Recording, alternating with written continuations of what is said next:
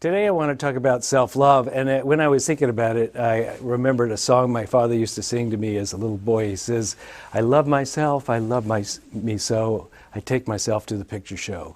So today we're going to talk about how to take yourself into a place of happiness and joy, because the basis of happiness seems to be self-love. And one of the things that we suffer from often is wondering what other people think of us, hoping that we have esteem in someone else's eyes, or feeling like we need someone to love us for us to be okay. But wouldn't it be better if we just knew we were okay, and then we approached every relationship from the place of I'm okay and maybe you are? And in that way, we don't need so much. We don't cling, we don't become addicted to someone's attitude or thought about us, we don't ruminate excessively about what someone might have said to us, so what somebody might have thought about us. We just move on with our life. There's also another thing that seems to happen when you really love yourself, or when you're at least practicing loving yourself, which is this inner wholeness that comes, that you might actually feel inside your body, this place of calm and acceptance. But if you practice telling the truth, you not only get better at it, but you begin to trust yourself and begin to believe that you are worthy because you have this integrity about you. So trusting yourself, knowing you have integrity, and appreciating that you're doing the hard thing and completing it right in real time, these are things that will build your self-confidence and your self-esteem. And the other thing is to accomplish something.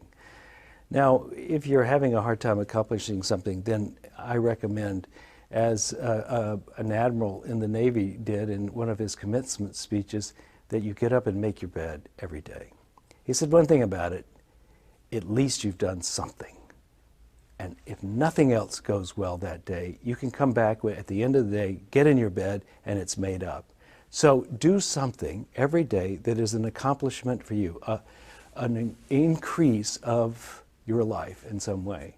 And the more of those we do, the more we build self-confidence, and to the point where if you can tell the truth and accomplish things, you're well on your way to feeling confident and increasing your self-esteem. One of the big problems about developing the self-love is that we have this sense that if we don't do it right, we're not lovable.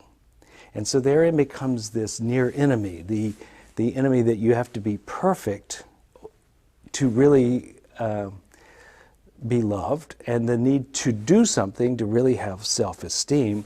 And sometimes those get conflated, so you feel like you have to do things perfectly. But not so. Almost everything that's ever happened in this world has happened with flaws in it. And every person that we have ever looked at has had flaws in them. The real thing is that you give it your best shot, and then you do the self-talk that says, those who are really good at self-love know to say, well, that was pretty good, or that was pretty bad. You need to change your technique, or you need to try it a different way.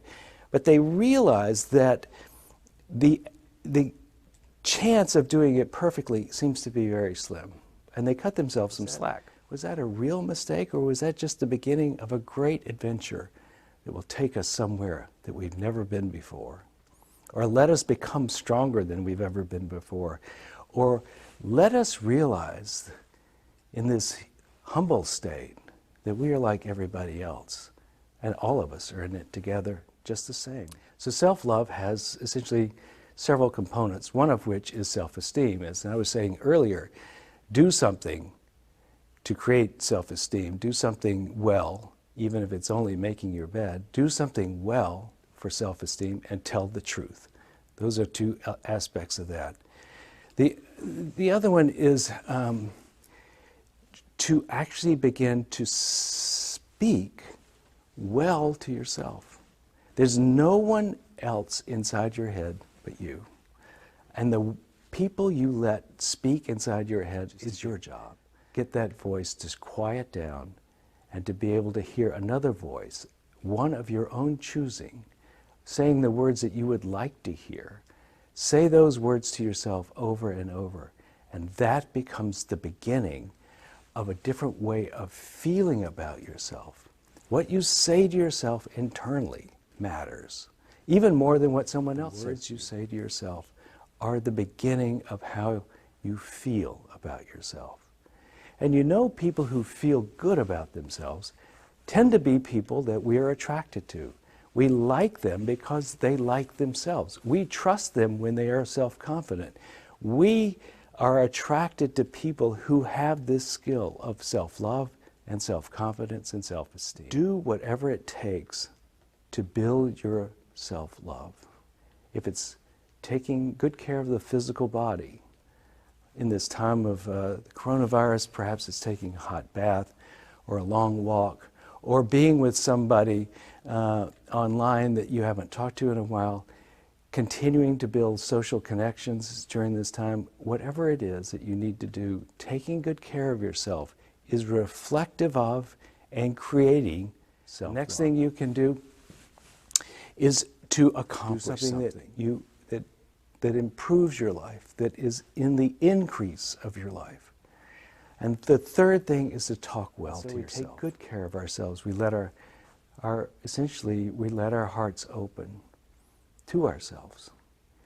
You know, we're doing this series on the heart, and this foundational thing about having your heart open to yourself seems to be fundamental to happiness. This, though, does seem fundamental to being at peace, to being happy, to being a complete and whole in and of yourself. You, loving you, is a foundational spiritual practice.